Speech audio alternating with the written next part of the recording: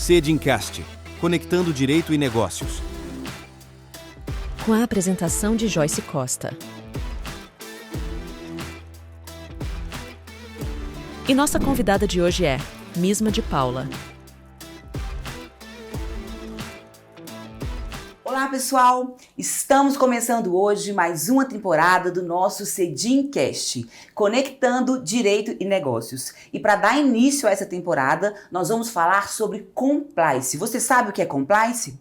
Compliance vem do verbo to comply, que quer dizer estar em conformidade. E para falar desse tema que está tão em alta, nós estamos com a presença aqui hoje da professora Misma de Paula.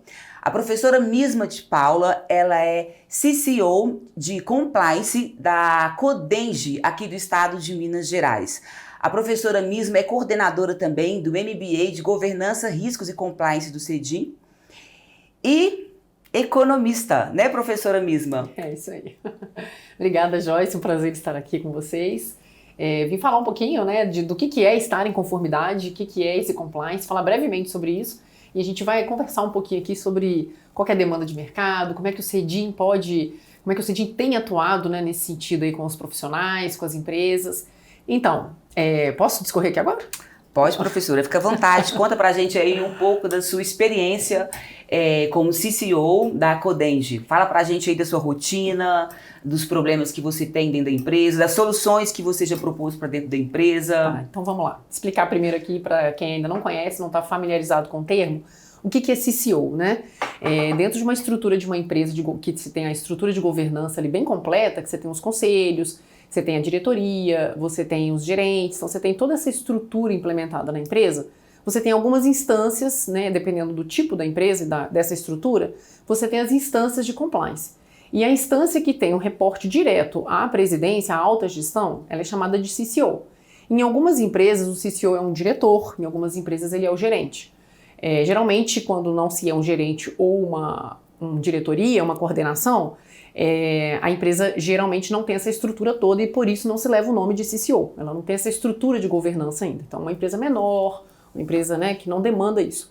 Então, lá na Codenge, eu estou nessa função aí de CCO, lá a instância é a gerência. Então, a gerência da Codenge, ela tem um reporte direto à alta gestão. E quem é a alta gestão que a gente reporta? É o presidente e o conselho de administração. Então, como é que funciona? Vou explicar primeiro aqui um pouquinho o que é a Codenge. A Codenge é a Companhia de Desenvolvimento de Minas Gerais. O que a Codenge faz no estado? Como é que ela impacta as nossas vidas? A Codenge, ela faz a administração dos recursos do estado, de alguns recursos, de alguns ativos. Você tem ativos móveis e ativos imóveis, que são participações societárias, o direito minerário do nióbio, que é bem famoso. E a questão de imóveis, por exemplo, o que a gente bem conhece, né, é o Expo Minas. A gente faz a administração do Expo Minas, da rodoviária, fazia, né, da rodoviária, agora ela foi feita uma concessão. O Palácio das Mangabeiras, que é a antiga sede de residência do governador. Hoje o nosso governador não mora lá, mas ele está... É todo o patrimônio, né, do estado de Minas Gerais, é isso? Isso. Ela faz a gestão de todo o patrimônio do não estado todo, de Minas. alguns patrimônios, né? E hoje o principal e mais rentável é o direito minerário do nióbio, né? Que faz essa gestão. E os outros ativos, existem alguns ativos que estão passando por concessões. Mas... Ao final do ano passado, a Codenge assumiu uma atividade que é ser a principal modeladora de projetos de parcerias público-privada. Então hoje, esse é o principal business, né, que a gente fala assim, da Codenge. Então hoje a Codenge, ela faz a modelagem. Como que é isso na prática? Eu vou explicar um pouquinho para explicar como é que é a minha atuação lá. Então hoje a Codenge, ela contribui com municípios, com algumas instituições que precisam fazer... até com o Estado mesmo, né, que precisam fazer a concessão de algum tipo de serviço.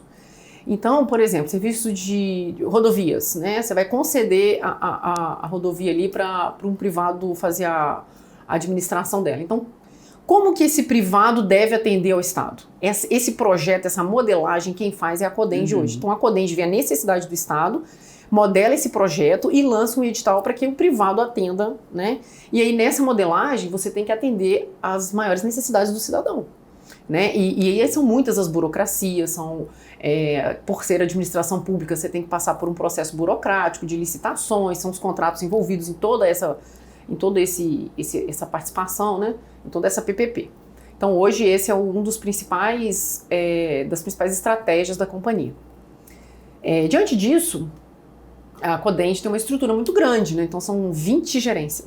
Nossa, é enorme. É enorme. 21 gerências, são 5 diretorias, o diretor-presidente e uma dessas gerências, né? Algumas gerências estão abaixo das diretorias, mas por uma boa prática, tá, de governança, inclusive por uma exigência legal da norma que regulamenta a nossa empresa, que é a Lei das Estatais, a 3303, a instância de compliance ela deve ser ligada direto à alta gestão.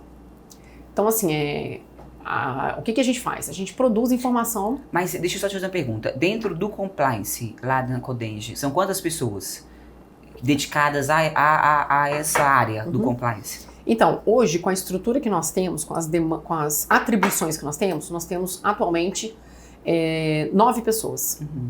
Então, são 9 analistas, né, com 2 coordenando, são 2 coordenações. Uma coordenação que cuida da ouvidoria e da parte de correição administrativa, investigação interna, né, tudo que demanda da administração pública, e uma outra parte que cuida da cultura de integridade e da gestão de riscos. Então, a gente atua tanto na forma preventiva, detectiva e corretiva. Então, você previne as inconformidades, como você disse, o compliance é para trazer conformidade. Então, a gente atua na prevenção, instruindo, disseminando quais são as boas práticas, quais são as políticas da empresa, quais são os normativos, qual que é a cultura da empresa, quais são os valores que essa gestão trouxe para a empresa. Então, a gente é responsável por implementar isso na empresa, por detectar possíveis falhas dentro dessa correção, dessa conformidade e, se necessário, detectada, nós somos responsáveis por também corrigir, porque na administração pública você tem a parte correcional, né? A responsabilização por atos de improbidade, por atos de má gestão dos recursos públicos, então nós estamos lá para fazer isso também. Isso. E você hoje está como CCO do Compliance na Codenge. E me explica o que você faz, qual que é o seu papel, sua função nessa posição que você tem na Codenge hoje? Então, a minha função é o que a gente muito ensina hoje no MBA. Né? O MBA, ele prepara, o MBA do CEDIM, de governança, gestão de riscos e compliance, ele prepara uma pessoa para atuar nessa condição que eu estou. Então, claro que abaixo disso, né, nas instâncias abaixo, anteriores, numa coordenação, numa analista, a pessoa também vai se sentir preparada. Para cima disso, que seria uma diretoria, é um caminho também, porque aí com a experiência que a pessoa adquiriu e atuando nessa área, ela vai adquirir experiência para dar saltos maiores, quem sabe, teoricamente, ela estar preparada, né? O CEDIM, teoricamente, ele prepara a pessoa para estar num cargo de direção também, se esse CCO nessa empresa ocupar um cargo de direção, como é, por exemplo, na Petrobras, em outras empresas maiores. O que eu faço lá na prática como a responsável do compliance? Lá a gerência tem um nome, que não é gerência de compliance, né? Geralmente as empresas modelam conforme a necessidade da conformidade dela. Então na Codenge a gerência tem o nome de GICOR, Gerência de Integridade, Conformidade e Gestão de Riscos. Sim. Dentro desse leque, qual que é a minha responsabilidade, as minhas atribuições? Conferir, né, os normativos da casa. Então assim, a gente tem políticas corporativas e as INs, as instruções normativas. Para quem é do direito, as políticas corporativas é como se fossem as leis. E as instruções normativas, os decretos. Então você tem a política e os decretos que normatizam, né, que traz a prática daquilo. São muitas, mais de 60 políticas. Nossa. São muitas. Então assim, cada área, né, e a maior dificuldade da Codenge é pelo objeto social dela, que vai de alfinete a foguete, como diz nosso presidente. Nossa, e aí é o desafio, né? Porque é uma variedade de negócios. De negócios. Um diferente do outro, né? E como faz para poder gerir isso no sentido do compliance? Como que faz? Como que consegue? Então, a Codenge ela tem profissionais muito capacitados. E por sermos administração pública, a administração pública só pode fazer o que está positivado em lei. Então, teoricamente, todos nós deveríamos estar em compliance. Então, a linha do compliance dentro da administração pública ela é mais nesse sentido de adequar a legislação. Então, todo mundo que está lá foi concursado, ou então tem uma capacitação para entender que só pode se fazer o que está na lei. Então, a nossa parte de controle, ela entra muito nessa questão, de verificar se o que está, né, dentro da lei ou não. Aí a nossa atuação é essa, fazer fazer com que a empresa inteira, né, entenda os normativos, entenda as políticas, quais são as de cada área responsável, e identificar possíveis falhas nisso. Então, tem também a questão dos riscos corporativos, que a gente identifica de acordo com o planejamento estratégico. Que é a gestão de risco, né? Que é a gestão de risco. Quais são os riscos que a empresa tem que podem impactar os objetivos estratégicos? E a gente reporta isso ao Conselho de Administração e à presidência para eles confirmarem ali a atuação das gerências, se eles vão assumir aqueles riscos, como é que vão ser tratados, enfim. Parece coisa muito séria, né? Mas... Sim, é muito séria. É muito séria. Mas, Misma, então, vamos falar um pouquinho aqui, porque eu acho interessante as pessoas entenderem que existe o compliance no setor público e existe o compliance também no setor privado. Uhum. E no que diz respeito ao setor privado, o que o compliance pode contribuir para uma empresa privada? Ótima Como pergunta, que o compliance pode ajudar, por exemplo, se você for fazer um planejamento estratégico da sua empresa, né? Porque é muito importante que a empresa tenha o seu planejamento estratégico. O compliance, ele pode contribuir para a construção desse planejamento estratégico? O compliance, resumindo, para quem fala assim, não entendi nada de compliance, é complexo, a Misma já me explicou, minhas amigas vivem falando isso, sabe? Misma, eu não sei com o que você trabalha, me explica de novo. Eu já expliquei 300 vezes. É que é muito fora, entendeu? É muito fora. Nós que somos advogados, nós estamos acostumados no direito civil, direito penal, ficar preso nessa vertente, né? Então, quando você vem em compliance, mas o que é compliance? Tem gente que não consegue nem falar, o que é isso, gente? Como que funciona isso? E é uma coisa que muitas vezes a gente está vivendo no dia a dia, dentro da empresa, mas não está documentado, né? Não tem documento para poder cobrar, para poder colocar os colaboradores dentro da cultura. Então é interessante, eu quero que você faça esse paralelo aí do privado com o público, porque eu acho que quando você explica o privado, é mais fácil de entender, né? Porque o privado está mais próximo da gente no dia a dia. Próximo de todo mundo, é isso aí. E algumas pessoas, quando não entendem, né? Ou então as pessoas que nunca tiveram contato, chegam para mim e falam assim, o que é compliance? O que é compliance? Eu já estive você acredita que eu já estive num evento? Não, e o problema, independente de quem for, você fica até sem graça de corrigir, né? Peraí, não é compliance. Vamos com calma. Eu já estive num evento em que a mestre de cerimônia falou compliance. Nossa. E eu já vi eventos em nível federal. Tem que tomar muito cuidado, gente. Nível Na nacional, dúvida, coloca no Google, grava o áudio, coloca no Google, pede ele pra repetir, né? Que o Google pode repetir, ótimo. Aí você escuta e depois você fala, gente. Porque... Mas acontece, né? Uma palavra acontece, faz parte. É legal perguntar, né? Perguntar não tem problema. Mas tem amigos meus que brincam mesmo. Que tal de compliance, seu? Mas você fala brincando, né? Mas vamos lá. O que o compliance, né? É uma palavra em inglês, né? Não é tão comum, então perdoa-se aí quem fala errado. Mas a partir depois que todo mundo ouviu o podcast aqui, ninguém vai falar mais compliance. Proibido de falar errado, compliance, viu, gente? Por favor. Compliance. Então, o compliance, gente, ele nada mais é do que um gestor de risco. Uma ferramenta para gerir riscos. Quais riscos? Primeiro, a gente tem que saber o que é risco. Né? Se eu vou gerir alguma coisa, eu tenho que saber o que é essa coisa. Então, risco é o não cumprimento do meu objetivo. Né? É o impacto das incertezas sobre os meus objetivos. De acordo com a ISO, a risco é isso. Então, assim, é o efeito das incertezas sobre os meus objetivos. Então, para eu ter um risco, minimamente eu tenho que ter o quê? Objetivo. Se eu não conhecer os objetivos, eu não sei nem que eu tenho risco. Então, o que o compliance traz no setor privado? Tá? No setor público, ele é quase que uma obrigatoriedade. Nas estatais é obrigatoriedade por lei, tá? Em outras instâncias ele é uma boa prática. Por quê? Né? Porque vai trazer o risco de não cumprimento das leis. No setor privado, você não tem leis para se cumprir positivando aquelas ações que você faz, né? Você tem leis que te proíbem ações. Então, o que o compliance traz de benefício né, para uma empresa, para uma organização privada? O compliance, ele traz a mitigação de riscos que você pode existir, que pode ter no seu negócio, que podem impactar a missão, a visão e os valores da sua empresa. Então, qual que é a visão da sua empresa? Qual que é a missão dela? Quais são os seus valores? Como é que você vai chegar lá, né? São os valores.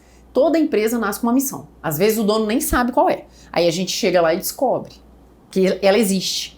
A missão de qualquer empresa existe. Está dentro do coração do fundador. Ele só às vezes não botou para fora e a gente ajuda a extrair, entendeu? E aí, para cumprir essa missão, alguns determinam a visão da empresa. Eu quero ser a melhor faculdade de direito até 2028, alcançando 90% dos alunos de direito de Minas Gerais. Beleza. Você pode chegar desse jeito de várias formas. De forma não ética, com trabalho escravo, sem pagar seus tributos corretamente.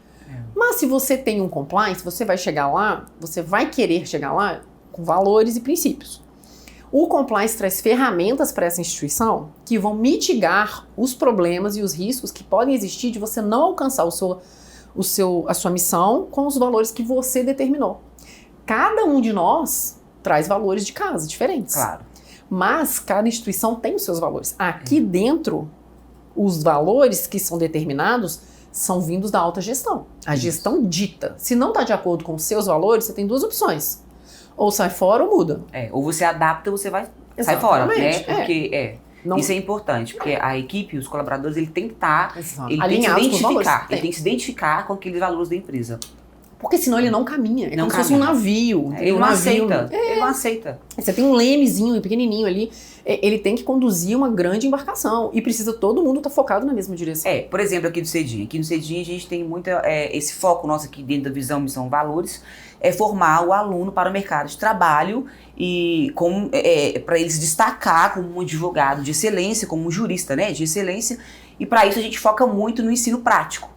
É isso aí. Então eu preciso que a minha equipe entenda isso. Olha aqui, o foco do Cedinha, ensino prático, formar aluno para mercado de trabalho. Então eu tenho que ter uma coordenação condizente com isso, eu tenho que ter uns professores condizentes com isso, né? Eu tenho que ter uma diretoria condizente com isso, porque se eu desenho isso no planejamento estratégico e a equipe conduz isso, por exemplo, para a parte teórica, só teórica, né? Não vai dar não certo. funciona. Não vai dar Eu certo. não estou cumprindo a Você minha não vai missão, chegar. visão Exatamente. e valor. E aí o que o compliance faz? Ele consegue prevenir esses desvios, né? Porque ele tem pilares, então ele traz treinamentos, ele traz ferramentas de controle para identificar, ele traz os normativos, né? Que são procedimentos mais definidos. Então, assim, a pessoa às vezes nem é um erro intencional. Às vezes a pessoa quer fazer, mas ela não sabe como.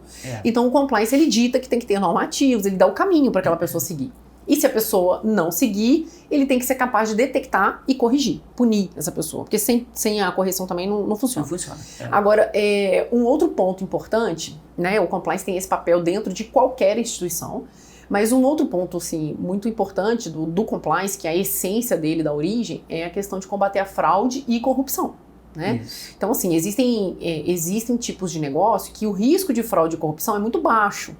Então, pode ser que o compliance ele vai ser mais explorado nesse sentido de preservar a missão, os valores e a visão, na questão de cultura organizacional. Mas a principal essência do compliance e a necessidade de que a gente mais demanda no setor privado é o combate à fraude e corrupção. Isso. Então, nesse Para combate... as grandes empresas, exatamente. né? E aí... e até algumas pequenas empresas que têm pequenas fraudes e que trazem prejuízos. Então o compliance, ele traz esse mitigador desse risco, e porque a gente sabe, né, que quando você tem a fraude e a corrupção dentro de uma empresa, esses desvios de conduta são os principais desvios da missão e visão e valores da empresa. Né? Então assim, é o que mais impacta dentro de uma empresa. Então, ou seja, né, mesmo, a missão, visão e valor é a primeira coisa que o tripé empresário tem que parar para poder pensar, fazer. Documentar. Senão ele não sabe para onde vai, como ele vai, nem por que ele vai. E nem como ele vai conduzir a equipe dele, porque a equipe dele também vai estar perdida, né? Exatamente. Então, assim, todas as ações de um programa bom, um programa efetivo de compliance, ele começa nessa sementinha aí, que é o tripé institucional. Isso. Dele, a gente parte o planejamento estratégico, com os objetivos estratégicos. Aí você vai chegar nos riscos, porque você já tem os objetivos. Quais riscos existem? Que risco existe na minha instituição de eu não alcançar esse objetivo? Só uma pergunta. Aí vocês usam aquela matriz SWOT? Sim. Igual a gente também usa na gestão usa a matriz também. SWOT também. Né? Ver quais são os riscos internos, as externos, oportunidades, as ameaças, as fraquezas, isso aí. Isso. E aí, a partir dessa visão, dessa matriz e dessa análise SWOT, a gente consegue, é uma das ferramentas, um dos caminhos, né, uma das metodologias. A gente consegue descobrir quais são os riscos e como eu vou ter estratégias para mitigar esse risco. Então pensa bem, um dos principais exemplos assim, práticos que a gente usa nas aulas para explicar a gestão de risco é falar que você precisa chegar no seu trabalho, de pegar uma condução para ir para o trabalho. Então você precisa chegar no seu trabalho 8 horas da manhã, esse é o seu objetivo. E aí você tem que pegar um ônibus, porque você não tem carro, tá? Você vai pegar um ônibus, beleza. Quais riscos existem de eu não chegar, o meu objetivo é chegar no trabalho, e eu vou de ônibus, tá? Então, quais riscos existem? O que a gente faz? Eu não acordar na hora, então eu vou mitigar esse risco, vou botar um despertador. Eu não saber o ônibus que eu pego, Então eu tenho que descobrir antes. Então, assim, são os riscos. Olha só, se eu previno, eu vou identificar os riscos e eu vou fazer tratativa desses riscos. Eu posso fazer, aí tem um porém, eu posso fazer a tratativa de todos esses riscos e um deles acontecer. Aí vem a gestão de crise. E aí? Como que você vai conduzir isso? Como é que eu vou conduzir isso? Alguma coisa inesperada que não foi mapeada. Como que eu vou agir? Eu não vou conseguir chegar no meu trabalho às 8 horas. O que eu vou fazer se eu fiz tudo certo e mesmo assim isso ocorreu? Agora, por exemplo, aí você vem o apetite ao risco. O que eu estou disposta a me expor? Eu não vou pôr o telefone para despertar. Não vou botar o despertador. Você tá assumindo o risco. É isso aí. Aí se o apetite ao risco é alto, eu vou arriscar de acordar, entendeu? Eu tô sem celular. E aí, vou ou não vou?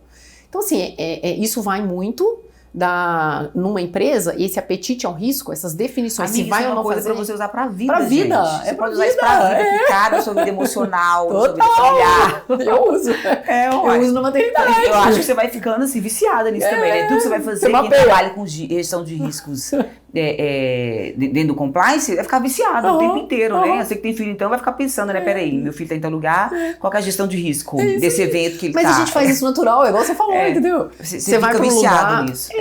Você mapeia. Adulto faz isso. Eu vou fazer essa ação, mas e se? É o e se. E se acontecer isso? Então isso. E se acontecer aquilo? Então isso. Agora, existem os inconsequentes, né? De ir sem saber, se tomar decisão sem saber o que aquela decisão pode trazer. Aí, isso trazendo para o negócio, isso prejuízo na certa.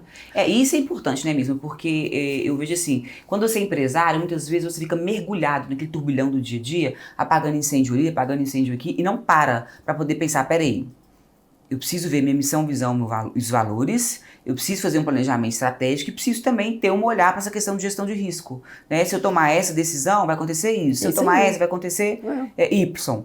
A gente não para, muitas vezes você não para poder ter esse olhar mais profissional para a empresa. E isso facilita, Joyce, porque quando você tem isso muito claro... Principalmente quando você é pequeno empresário, né? Totalmente, principalmente, porque são muitas decisões que... As decisões do pequeno empresário, ela impacta o negócio inteiro. Ele tá sozinho. E o pequeno empresário tem uma coisa, que quando ele tá começando, às vezes ele não tem capital para investir, para ter colaboradores, pessoas experientes para poder fazer determinada tarefa. Exatamente. Então ele acaba ficando sobrecarregado. Ele faz tudo. Essa aí é um empresário que está começando, ele faz isso, ele começa a fazer tudo, assume tudo, para depois que ele crescer, ele começa a estruturar melhor. Pois é. E aí os riscos deles são enormes, o impacto, né? A gente tem risco, quando a gente está fazendo a gestão de risco, a gente mede o impacto e a probabilidade. Existem riscos que o impacto é gigantesco, a probabilidade de acontecer é mínima, às vezes 0,1%, 1%, 10%, mas o impacto, se ele acontece, ele pode fechar o negócio. E existem outros riscos, o contrário. Riscos que a probabilidade é altíssima, ou seja, acontece com frequência, mas o impacto é baixo. Esses são aceitáveis, são os riscos que a gente chama de riscos baixos. E os outros são os riscos críticos, que o impacto é muito alto. Então, por exemplo, um exemplo clássico e mundial assim, de impacto grande de risco com probabilidade baixa, o ataque às Torres Gêmeas. Qual a probabilidade daquilo acontecer? Nossa. Mas olha o impacto daquilo no mundo. Então, assim, existem... Quando você mapeia, você identifica. E aí, quando está na iminência daquele risco ocorrer, você já tem as ações previstas. Então, assim... que você pensou antes na possibilidade daquilo acontecer, você já sabe. E se isso aqui acontecer, eu vou tomar essa atitude. Exatamente. Você já consultou um colega, entendeu? Você já ligou, cara, você já fez isso aí no seu negócio? Então, no nosso MBA, a gente ensina tudo isso. O MBA aqui do Cedim eu falo assim, é quase uma máfia aqui dali, né? Porque todo mundo ajudando todo mundo, todo mundo junto, vocês têm um network muito forte. É muito natural natural do ambiente dos profissionais de compliance esse abraçar, né? E aqui no compliance, especificamente no Cedim, o nosso MBA, a gente tem um grupo, né, extraoficial, que é de ex-alunos. Então a gente está lá, por quê? Cada empresa demanda uma especificidade de compliance, então a gente precisa da ajuda do outro. Colegas, você já implementou compliance nesse tipo de negócio? Como é que foi sua experiência aí? Então, assim, o dia inteiro a gente precisa do outro. E a gente vai fazendo esse ambiente aí, Vocês criaram uma comunidade. Exatamente. Uma comunidade onde ajuda o outro, não só na tarefa do dia a dia, mas pelo que eu vejo, ele até arrumar um emprego. Isso aí, arrumar um trabalho. Claro, porque uma das características, né, que eu nem falei aqui, mas uma das características mais demandadas num profissional de compliance não é a técnica. Tá? Porque a técnica, para qualquer profissional que tenha dedicação e comprometimento, a gente ensina. Mas num profissional de compliance, como você lida com a alta gestão, com informações estratégicas, você precisa de ter confiança. meu amor, contrate caráter que a Treina técnica a gente ensina. É isso. Né? Essa é a verdade. Contrate caráter que a técnica nós ensinamos. Então acontece muito de profissionais, que alunos nossos estarem fazendo entrevista em empresas e eles ligam pra gente. Liga pros coordenadores, pros professores. Você conhece fulano?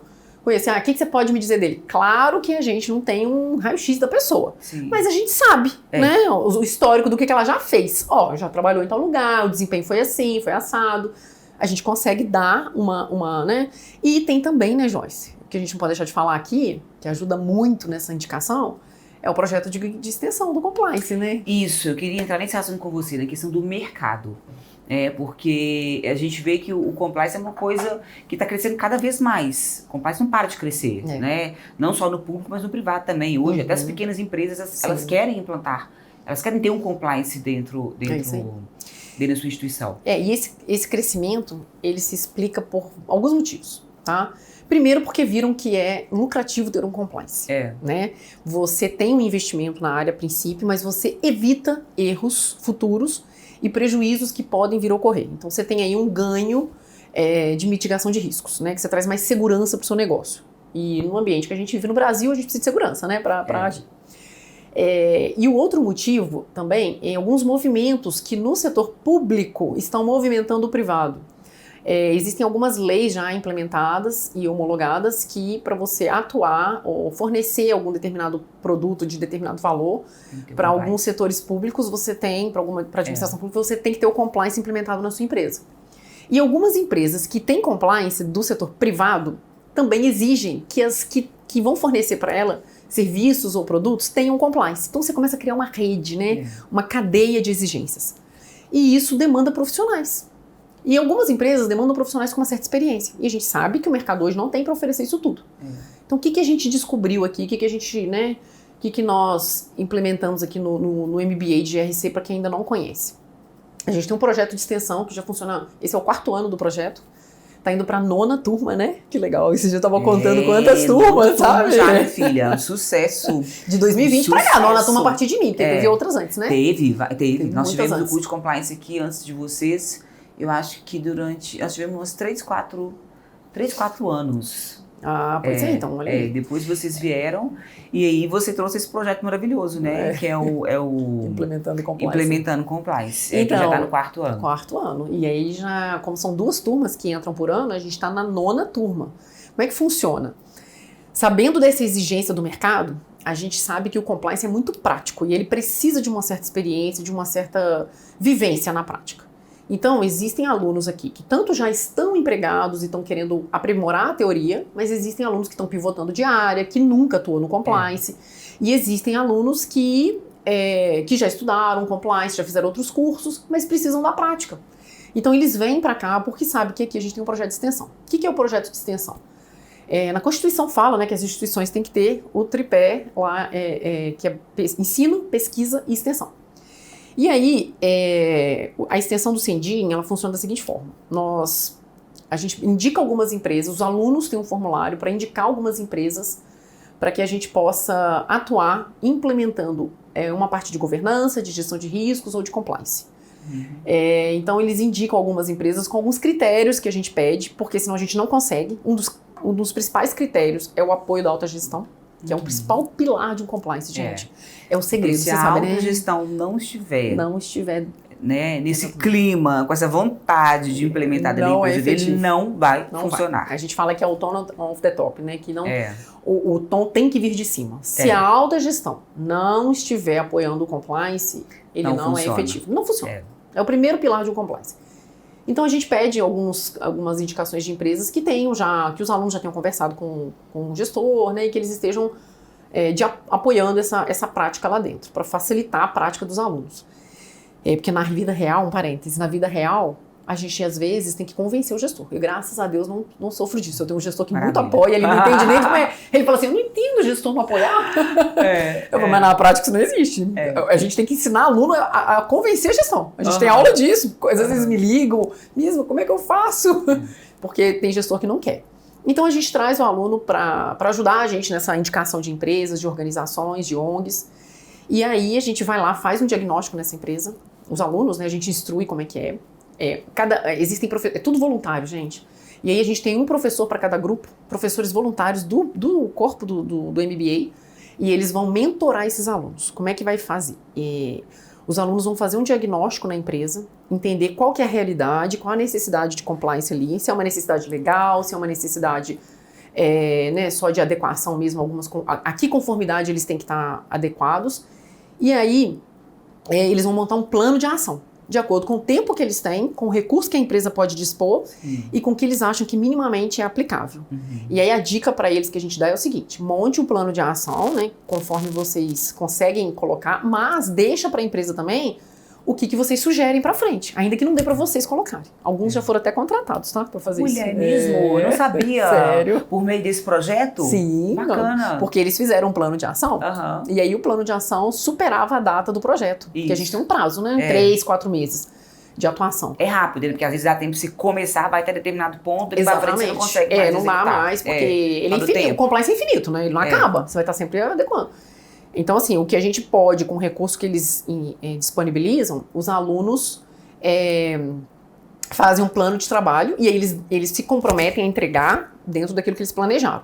Mas aí eu dou esse pulo do gato para eles, né? Falo, olha, vocês podem entregar até aqui, porém, proponham para a empresa o que eles podem continuar implementando, entendeu? E aí eles fazem isso, então eles deixam. Aí a empresa gosta, olha a estratégia, a empresa gosta do que foi implementado. Isso aí, foi feito né? assim, e aí eles contrataram os próprios alunos. Viu o trabalho que o aluno fez dentro da empresa e falou, não, peraí, esse cara é bom. E aí contrata o aluno para dar continuidade no projeto de compliance dentro da empresa. Esse foi um dos cases, foi muito legal. Aí os alunos fizeram eles fizeram um acordo entre eles, né? Porque eles não existem em empresa, eles não são uma empresa, né? Cada um trabalhava numa empresa e tal. Então eles fizeram um acordo entre eles e foram lá atender a empresa. E aí os alunos fazem esse diagnóstico, né? Propõem esse trabalho, executam esse trabalho durante esse tempo com a supervisão do professor e o apoio da coordenação, né? Eu estou na coordenação junto com a Tayane e a Fernanda. Então hoje elas estão aí, meus 2 braços direitos, fazendo isso comigo sozinha. E a Fernanda foi ex-aluna aqui do Cedim, né? Agora está voltando como professora e como coordenadora, do curso. E você também, né, mesma? Você foi professora aqui do Cedim, você foi aluna do Cedim, você foi aluno do Cedim. Sou cria do Cedim. E hoje é coordenadora e Chief Compliance Officer.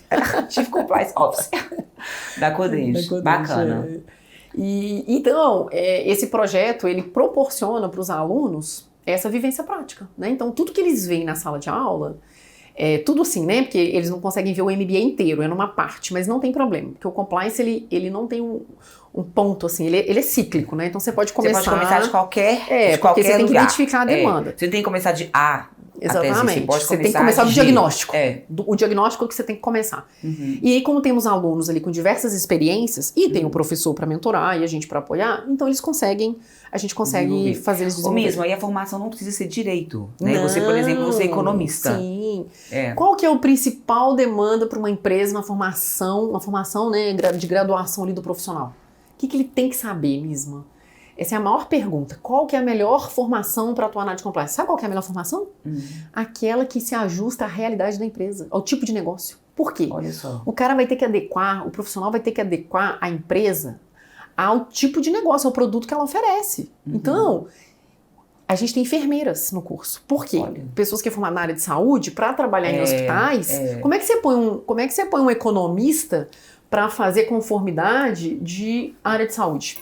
Ele a enfermeira, ela conhece muito mais o processo, a dinâmica do hospital. Se você tem um engenheiro para fazer a conformidade de uma empresa, que presta consultoria em engenharia, é muito mais adequado, porque ele vai entender em que conformidades aquele produto tem que estar. No fundo, não tem problema. Não interessa qual não interessa a formação. O que interessa é ele gostar de conformidade. É isso aí. e outra, saber que ele vai atuar, ainda que a formação dele seja adequada ao tipo de negócio da empresa, ele tem que saber que ele não faz sozinho.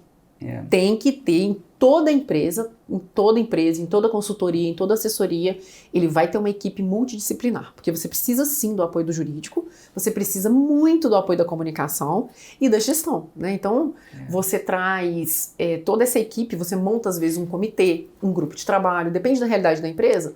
Existem grupos de trabalho, comitês, né? Se não é uma gerência, igual na minha gerência eu tenho todas as pessoas que eu preciso lá, mas em alguns trabalhos eu preciso da assessoria de alguém específico. entendeu?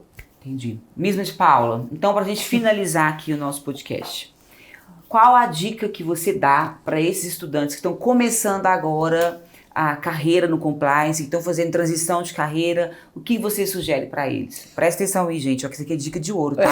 Dica de ouro. Dica de ouro, Olha, muitos me chamam para falar isso, sabe? Para perguntar isso. Qual que é a dica, né? Mas a sua história inspira, né, Misma? Então as pessoas veem sua história e falam, gente, olha só. Olha onde a Misma chegou. A Misma era aluna do Cedinha há pouco tempo. Hoje ela está aí brilhando, né, com conhecimento assim, sem fim na área do compliance, numa posição desejada por muita gente, né, que está começando compliance. Então você tem uma história linda. Então você é uma pessoa que inspira quem está começando essa carreira. Então eu acho assim, ó, vocês alunos que estão querendo entrar para o compliance, prestem atenção aqui agora na nossa professora Misma, que ela vai dar dica de ouro para vocês. Então, gente, fico até lisonjeada de ser chamada de professora, porque eu respeito muito. A professora que é ela, Joyce Costa. Sim. Eu falo que eu ensino de vez em quando, porque ser chamada de professora é muita responsabilidade, né? Eu troco algumas experiências. Mas, então, a dica de ouro, gente, é simples. Gostar do que faz, né? Porque a gente tem que gostar do que faz, e o compliance, ele exige muito da gente a questão de dinamismo. Você vende projetos, você vende ideias. E outra, você precisa, hoje assim, a gente estava tendo uma aula com um dos nossos professores, o Steiner, ele vai estar aqui no próximo podcast, hein, gente? Maravilha, maravilha. E ele, para mim, é uma das referências, ele sabe disso, eu já falei isso para ele. E uma dica que ele dá e que eu aplico muito, não seja o complicador da sua empresa. Porque as piadas que você tem de compliance não vai passar no compliance, não vai passar. Lá na empresa... Você vira o setor chato da empresa. Né? Só que lá... encrencado. O compliance vai te segurar. Você não vai conseguir executar seu projeto. Exatamente. Lá, graças a Deus, a gente, né, o meu gestor anterior, que é coordenador aqui do curso também, o Lincoln, né, a gente não tem isso. Nós somos o contrário. Nós somos os facilitadores. Então, existem gargalos na empresa. Por ser administração pública, a gente chega... Não, vem cá, vamos facilitar isso aqui. Vamos fazer isso aqui de uma forma mais simples e dentro da conformidade. Então, sair da caixa. Né? Um dos exemplos que a gente fez aí, coisa simples, foi aquela cartilha lá do Mineirês, né? Maravilhoso, né, Misma? Pois é. Quem não conhece, tá lá na bio do Instagram, tá, da Codente, que é uma... O que era aquilo? É o código de ética da Codente, que ninguém lia, porque eu precisava fazer as pessoas lerem. E aí eu fiz uma versão Mineirês, ou seja, você faz a versão formal, porque tem que ter, que você é administração pública, mas você pode fazer uma a mais. Então, assim, simplifica, faz um negócio simples, sai da caixa. Você mandou bem nesse trem, né? Você mandou bem nesse trem. Trem deu certo sem querer, viu? E sem querer. Foi. Eu não tava com essa pretensão toda, mas o presidente falou que ia dar certo. E quando ele, tá vendo o apoio, né? Como é que funciona? Você tem um apoio e você fica confiante. Fica confiante. Aí entreguei, na hora que terminou, ele falou assim, não, esse trem vai ficar bom demais, vai explodir. Mas a dica é essa, gente. Gostar do que faz... E não ser o complicador, seja o facilitador, né? Porque o compliance é lindo. Você coloca a empresa em conformidade, você ajuda a empresa a... Então, assim, quando vem uma questão lá da área, analise isso aqui pra mim, vê se existe esse conflito de interesse, vamos analisar a fundo, com carinho, pra fazer a empresa caminhar. Porque eu acredito, de verdade, que todos que estão numa empresa, se não a maioria, né, estão ali pra fazer a empresa caminhar, né? Existem sim os fraudadores, os corruptos, mas não é a maioria, gente, essa é a minoria. Então, assim, a gente tratar todo mundo como uma minoria, eu acho muito injusto. Eu acho muito injusto. Então, assim, vamos tratar todo mundo, né, vamos tentar olhar aquela ação, aquela atividade como, né, com uma forma, assim, mais proativa, mais positiva e ajudá-los. Né? Esses dias mesmo lá me fizeram uma pergunta, que prazo que a gente tem para isso? A gente tem uma atividade lá que a gente faz anualmente, não é obrigatório. Não tem prazo específico obrigatório para a gente fazer, mas a gente faz anualmente porque a demanda da empresa até então era anual. E aí uma outra área me perguntou assim, Misma, que dia que vai rodar aquela atividade? Porque a gente está precisando dela atualizada para proteger uma informação aqui e tal. Aí eu falei assim, olha, a gente vai começar esse mês, mas demora uns 2 meses para terminar. O que você está precisando? Aí ela, é porque a gente tem era uma classificação de informação, mas a gente precisa, é porque a gente tem um processo aqui que pode ser sigiloso, mas a gente tem que aguardar a classificação. Eu falei, não, me dá aqui. A gente faz antes pra você. É pra proteger? Tem informação sigilosa, pra não ficar exposto? manda para cá que a gente faz, a gente ajuda vocês. Então, assim, facilita. Existe o procedimento que é anual, mas se eu posso ajudar, Não, eu tô você está protegendo bem a empresa. intencionado, né, mesmo? Acho que a questão, você está bem Exatamente, intencionado. Está bem intencionado, gente, tudo flui. Pensa no cidadão Tudo e pensa flui. no cliente. Exatamente. O que eu posso fazer para o cliente? Né? Não é você, é o cliente. A empresa é movida, a instituição é movida. É um ciclo, né, mesmo? ciclo. É para o cliente, né, que vai alimentando o ciclo e no fundo Reduzir também é bom para você. burocracias. É bom para você Exatamente, é bom também, pra gente. né? É isso. É isso aí. Professora, muito obrigada pela sua presença, muito obrigada mesmo por trazer tanto conhecimento aqui na área do compliance para nós, do CEDIM, para os nossos alunos que estão começando a carreira agora, não só os alunos que já estão formados em Direito ou em outras áreas, mas os nossos alunos também da graduação, porque os nossos alunos da graduação, eles têm compliance na sua matriz curricular, né? Nós somos uma faculdade inovadora e queremos que os nossos alunos da graduação tenham conhecimento dessas áreas para que quando eles formarem, eles já tenham mais possibilidades no mercado de trabalho. Né? Muitas vezes a gente conhece essas áreas só depois que a gente já está formado, está dentro da instituição, surge um trabalho naquela área, né? Então o direito ele realmente tem um leque muito aberto e a gente tem que aproveitar esse momento que a gente está estudando lá na graduação para conhecer essa diversidade. É isso aí, para né? saber por onde vai escolher depois a especialização, porque hoje em dia ninguém para na graduação mais, não, né? ninguém para, jamais, não é? Isso aí é só o primeiro passo, né? Ainda tem outras escadinhas aí para subir. E para quem tiver interessado, tiver dúvidas, nós estamos super à disposição, o pessoal sabe que pode me procurar, me acha lá no LinkedIn, Misma de Paula, os outros coordenadores a Misma também. você acha ela no LinkedIn, você sempre acha ela aqui no CEDIM também, né, Misma? Isso aí. Busquem nas redes do CEDIM, a gente tem o LinkedIn do CEDIM também, pode chamar lá que a gente, né, eu já teve alunos que eu nunca vi na vida, assim, de pessoas interessadas, Misma, eu ouvi falar do CEDIM, queria conversar com você, porque realmente tem dúvida, né, antes de você entrar numa pós-graduação. Então, assim, pode conversar com a gente. Se eu não souber, eu vou botar você em contato com algum professor da área mais específica, do compliance de alguma área específica. Eles são disponíveis também. E a gente adora ajudar, a gente ama ajudar, né? Porque depois ver aquele profissional deslanchando, a gente vê, muito satisfatório. A gente tem que multiplicar, tá aqui pra isso, né, mesmo? A gente tem que sim. multiplicar. É isso aí que E conta. é nosso objetivo maior, né? Claro, formar profissionais, é o que a formar Joyce falou aqui. profissionais. Então, é isso. Diferenciados, né? Não é só formar, não, gente. Tem que formar e ter sucesso. Porque só o diploma não adianta, não. Exatamente. É jogar dinheiro fora. Tem que formar e ter sucesso. E uma dica, assim, né? Eu ponho minha cara, a gente põe a prova fogo aqui, né? Pode perguntar para os ex-alunos. É a melhor dica que tem. Né? A maioria dos nossos alunos... Boca a boca é o melhor. É o melhor. Gente, então, muito obrigada a todos vocês, tá? Semana que vem, a gente tá aí com Gasto Total, com mais um episódio para vocês do CEDIM Cast. Um beijo grande. Misma, muito obrigada, querida. Obrigada, Até Joyce. mais. Tchau.